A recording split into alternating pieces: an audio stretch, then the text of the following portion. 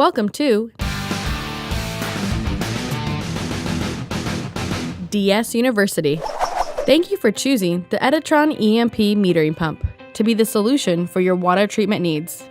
Today, we are troubleshooting the eMP metering pump. The key areas in troubleshooting are 1. All the eMP LEDs are off and the pump is not stroking. 2. The eMP has LEDs lit but there is no function from the controls. 3. The eMP is stroking but not drawing chemistry. 4. The eMP draws chemistry but does not inject. 5.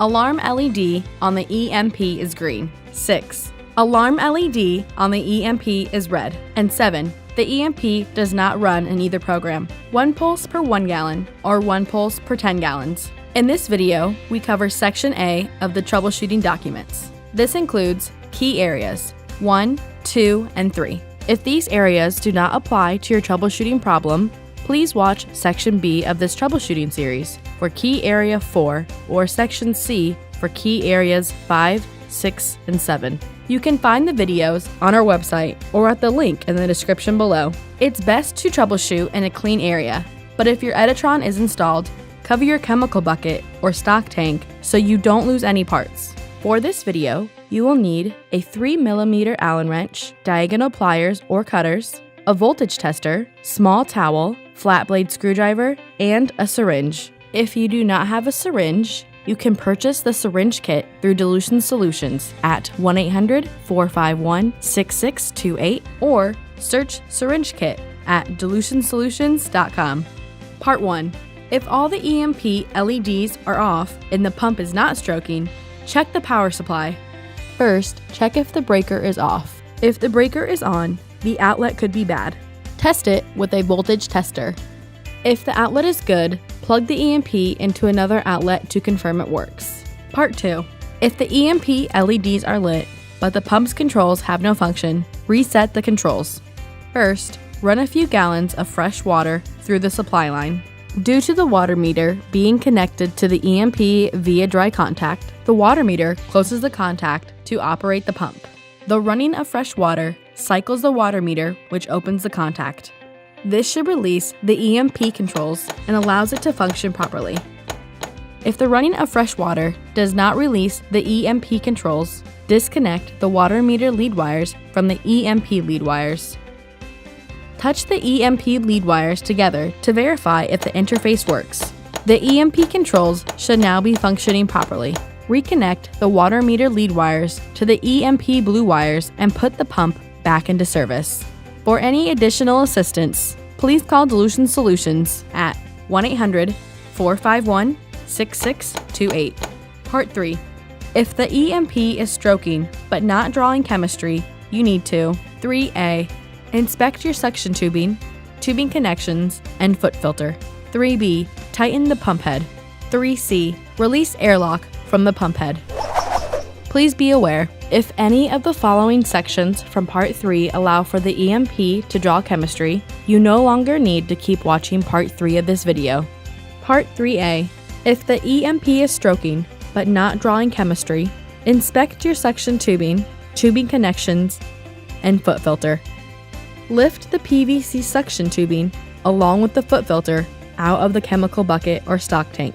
Disconnect the suction tubing connections from the foot filter by unscrewing the foot filter tube nut. Set the foot filter aside in a safe place. Remove the nozzle, collar, and tube nut from the PVC suction tubing and set aside. Do not lose them.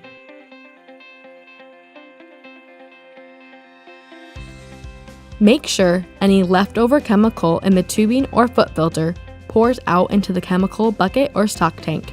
Locate the suction valve at the bottom of the pump head. Disconnect the suction valve tubing connections from the pump head by unscrewing the suction valve tube nut. Remove the nozzle, collar, and tube nut from the PVC suction tube and set aside. Do not lose them.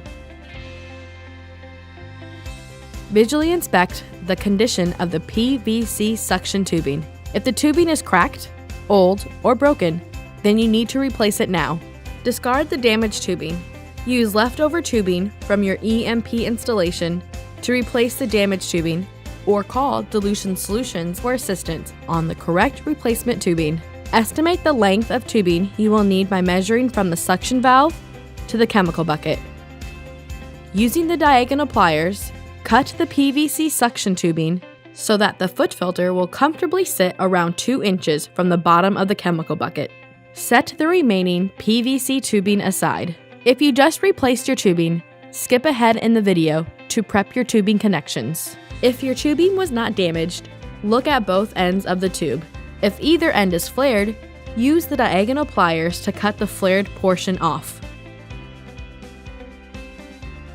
Grab the suction valve tube nut and slide one end of the flexible PVC suction tubing through the outside opening of the tube nut.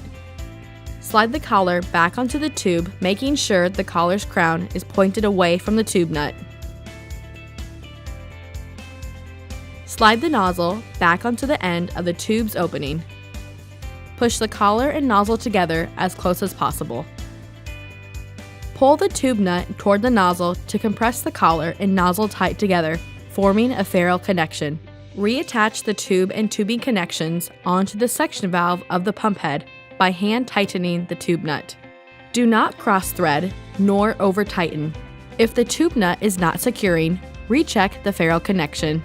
Pull the tube nut toward the nozzle once more to compress the collar and nozzle together. Retighten the tube nut until secure. Reattach the foot filter tubing connections onto the loose end of the tube. Be mindful of their orientation. Push the collar and nozzle together as close as possible. Pull the tube nut toward the nozzle to compress the collar and nozzle tight together, forming a ferrule connection. Let the PVC suction tubing hang from the pump head as you inspect the foot filter. Do not place it back into the chemical bucket or stock tank yet. Grab the foot filter and shake it back and forth. You should hear a ceramic ball moving freely inside. If not, separate the foot filter into 3 pieces by popping the filter basket from the filter body. The filter seat may stick to the filter body. Make sure the filter seat rests in the filter basket instead to avoid losing the ceramic ball.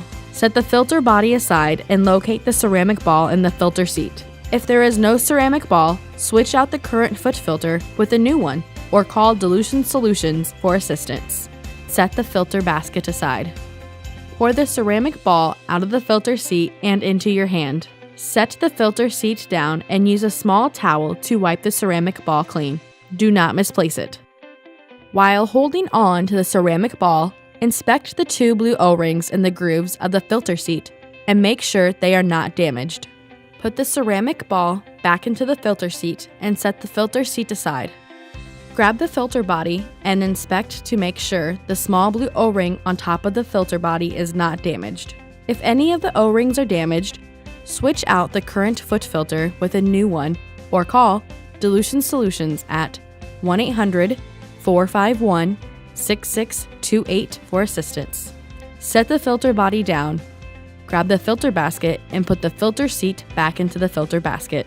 Insert the filter basket into the filter body and forcefully pop them together. This may take a couple of tries. Please be sure not to misplace the ceramic ball. Pull on the 2 sections to make sure they are connected securely and shake the foot filter back and forth once more, verifying the ceramic ball is moving freely. Grab the PVC suction tubing and connections hanging from the suction valve of the pump. Reattach the tubing connections to the foot filter by hand tightening the tube nut. Do not cross-thread nor over-tighten. If the tube nut is not securing, recheck the ferrule connection. Pull the tube nut toward the nozzle to compress the collar and nozzle together. Retighten the tube nut onto the foot filter. Lastly, place the foot filter back into the chemical bucket or stock tank, making sure it is sitting vertically. Part 3B. If the eMP is stroking but not drawing chemistry, tighten the pump head. Over time, the pump head may work itself loose from the pump. To check this, remove the 4 white screw caps on the pump head. This can be done with your finger or a flat blade screwdriver.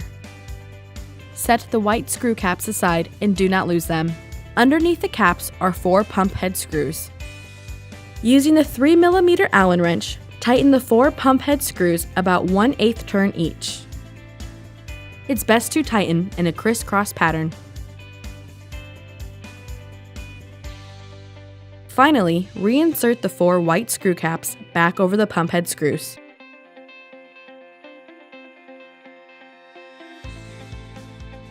Part 3C. If the eMP is stroking but not drawing chemistry, release airlock from the pump head. Locate the air bleed valve on the upper left portion of the pump head and open it by turning the valve counterclockwise. Remove the bleed-off tubing from the air bleed barb and set it outside of the chemical bucket. Using the syringe kit, slide the 4mm adapter of the syringe onto the air bleed barb and draw the plunger back. Chemistry should enter the syringe. This may take a couple of tries. If no chemistry enters, call Dilution Solutions for assistance. Eject the chemistry from a syringe into the chemical bucket. Slide the bleed-off tubing back onto the air bleed barb and place the tubing back into the chemical bucket. Now close the air bleed valve by turning it clockwise. Start the eMP and run a few gallons of water through. The eMP should now be drawing chemistry and functioning properly. We hope this video has been helpful with troubleshooting the first 3 key areas of your eMP metering pump. For more information, please call us at 1-800-451-6628 or chat with us online at dilutionsolutions.com. This has been DS University. Thanks for watching.